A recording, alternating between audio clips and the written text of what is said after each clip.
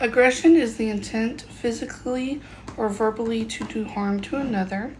The nature of aggression is that we are predisposed to anger, that we are born with aggressive tendencies because of our ancestors' need to survive from an evolutionary standpoint.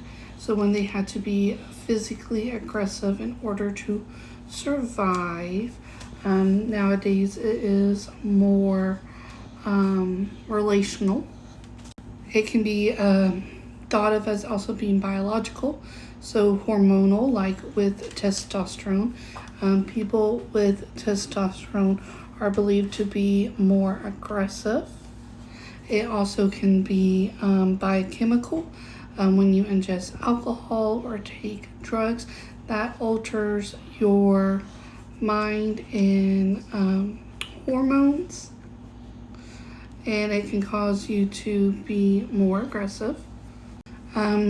Some people believe that aggression can be taught or learned, like with the example you gave, but also through exposure through media like news, social media, movies, books. Did I say the news?